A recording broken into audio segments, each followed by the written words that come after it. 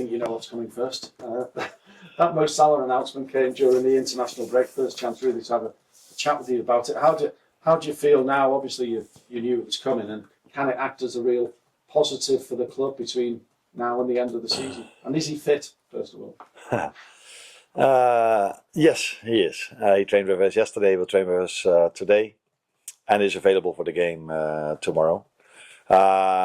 I think what has happened after he announced it is what he completely deserves.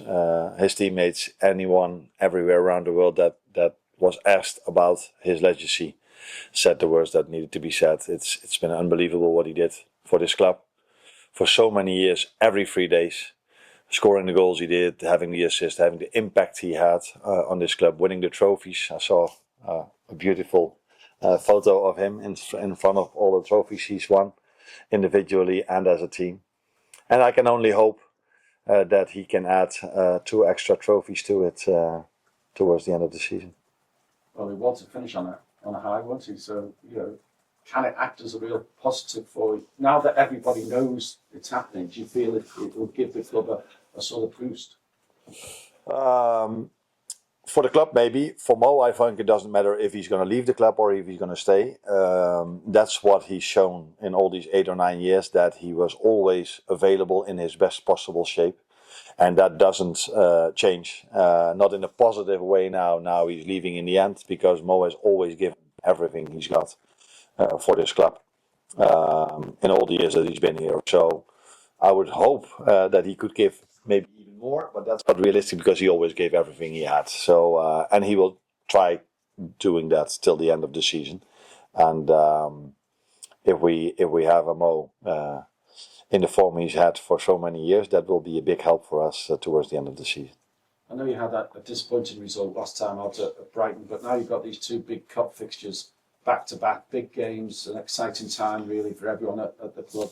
Just how you want it really at this stage of the campaign? Yeah, but that's throughout the whole season, how much you want it, but it's also about who's available and who's not. And I think the Brighton game summed our season up completely. So after a great game midweek against Galatasaray, we immediately had to set back the day after with Ali and Mo being out. And then 3 minutes into the game, Hugo Ekitike went out. And I think we could also see that in the second half, 1 or 2 players struggled with the fact that we played during midweek. And those were the players that were not used to it yet because of injuries throughout the whole season. So, but now Mo is back. Ali unfortunately isn't. But I think much more of our players are used to the program now than they were in the beginning of the season. So now it's up to us to show that we are ready for this tough fixture list. Tough in a sense of the opponents we face, but that's completely normal. If you are still in the FA Cup and if you're still in the Champions League, that you face tough opponents, and tough in a sense that it's a lot of games with hardly any rest in between. But we are now 8 or 9 months further than we were in the start of the season, and I think more and more players are ready for this schedule than they were for large parts of the first half of the season. One of those being Alexander Isak, who we've seen back on the training pitch. It would seem to be too early for tomorrow, but has he got a chance of figuring next week? No, it will definitely be too fast to expect him in the starting lineup. He's trained with us yesterday for the first time. And today for the second time after exactly 101 day. I know this because it was told to me. So yeah, it will take a bit of time to give him a lot of minutes, but we will make sure we do the right thing in terms of building him up in minutes. But it's a very good thing to have him on the training ground again. It would be even a better thing to have him available for games. That's for sure. Thanks very much. Mike? There are lots of big games on the horizon, starting with this FA Cup tie at Manchester City. What is it about the big games, do you think, that seems to bring out the best in the Liverpool players? If you just look at this season, and I know lots of things haven't gone your way, the game against Real Madrid, Arsenal, home and away, even the Manchester City game that you lost at Anfield, you played really well and could easily have won it. So what is it about these big occasions that does seem to enable the players to play with maybe a bit more freedom? Now, unfortunately, the one game we are playing tomorrow was probably the worst game we had in the sense of playing the big games. We lost there 3-0. Of course, there were referee decisions involved in that loss that made it harder for us. But they were much better in the first half than us. I think, and I've said this many times, the reason why we have shown many times that we're a good team in big games, but also in other games, is that we have very good players and we can play very good football. It's been a very hard for us and a struggle for us to play the amount of games. So every time after a good game, even the City game, we played 3 days after we played Real Madrid. And that has been our biggest problem this season. Struggling after playing after a good result or a bad result so many games. That has been the biggest issue for this team. And not the games on itself, because we've shown that we have quality players and we are a very good team. But the amount of games have been our biggest issue. And that's why I just said it's interesting for us to see now where we are after 7, 8 or 9 months. We've played much better against them at home, as you said. At Anfield, I don't think we deserve to lose, especially not after our second half performance. Unfortunately, there was a big referee decision in that game as well, the red card on Mo Salah, and that didn't went in our favour. But now we have to show, if this progress, we can also show that in an away game, because it's usually tougher to play away from home than at Anfield. The game that you referred to at Manchester City that you lost 3-0, Jeremy Doku was almost unplayable. What can you do to try and make sure he doesn't get that type of opportunity again to cause as much carnage? I mean, he'll probably never play as well as that game, but Jeremy Doku is a very capable footballer. Is it about trying to cut the supply to him? I did my homework quite well for this game, as I try to do for every game, but I have to disagree with you about Doku's performance last time, because the year before he was even better. I think then he had 11 times he had a dribble past one of our defenders, and in the last game he had 7 or 8. So I wouldn't be too sure that he's not able to do that another time. But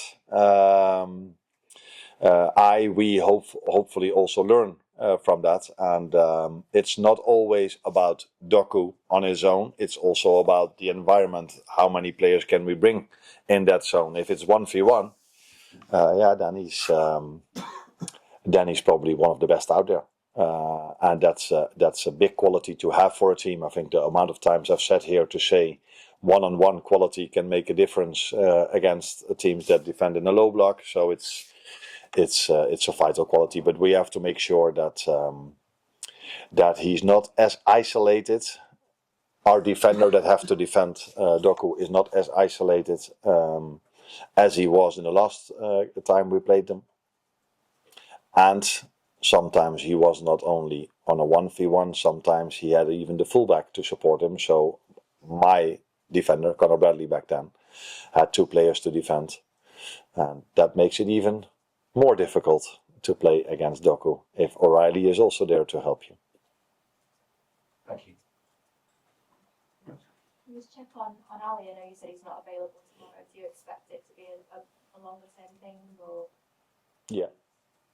Yeah, he will not be part of the Paris Saint-Germain games as well. So he will be out for a bit longer. Towards the end of the season, we expect him to be fit again. And Jeremy, I know he obviously came off for the Netherlands, but he's okay. Yeah, he seems to be okay. Trained with us yesterday fully, and will train with us tomorrow again. But he was one of the players I referred to about the Brighton game. I think in the second half you could see that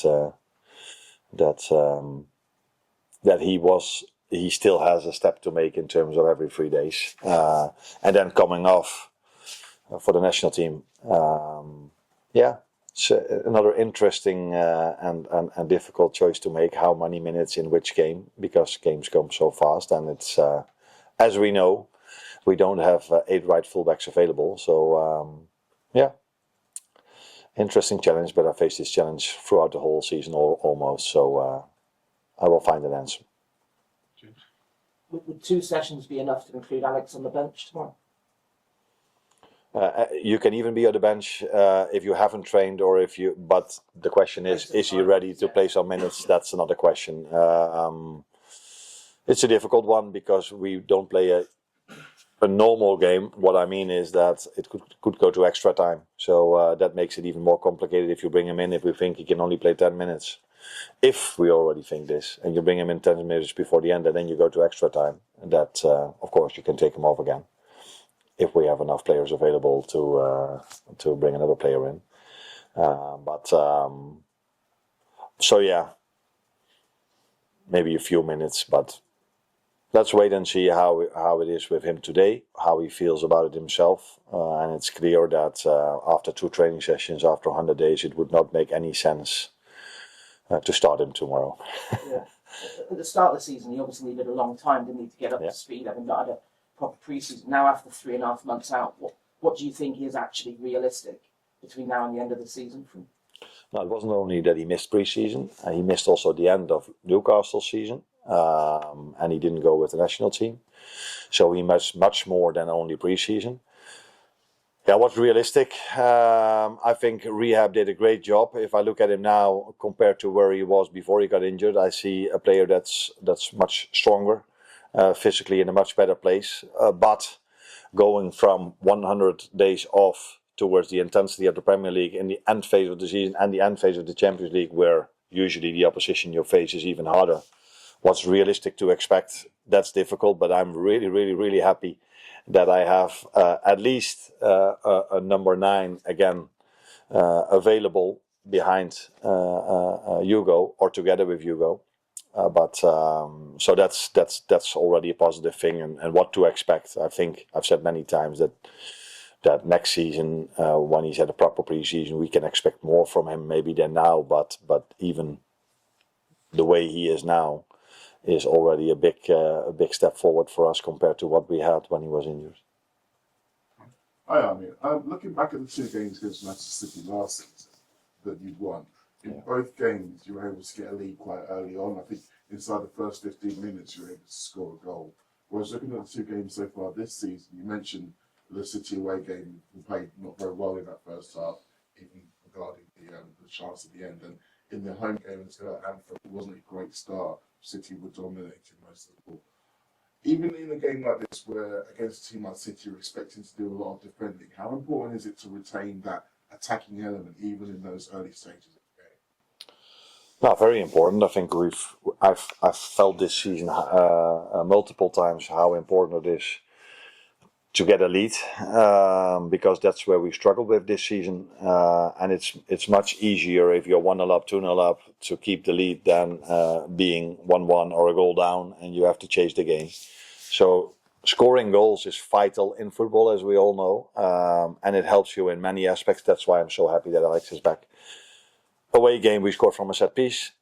That really helps in every game of football, especially in the big games. It's so important that you have a positive set piece balance, which we didn't have when we faced them at the Etihad this season, because they scored from a set piece. By the way, we scored as well, but that was disallowed. So that makes it more difficult. But as you said, the first half at Anfield, City was dominating ball possession. You could also change the question and say, how impressive was it that you dominated ball possession the second half? Because how many teams can dominate ball possession against Man City throughout the last 10 years? So that's what I mean with a big step forward compared to the game we played at the Etihad. But now we have to show this as well in their stadium, which is always more difficult than having 60,000 people at Anfield that helping you out if you are pressing and giving you the energy that you need if you face City. The good thing is it's an FA Cup tie, so we have more fans than we usually have in an away game. And as we know from our fans, they will be loud, and I wouldn't be surprised if they would even be louder than the fans of City.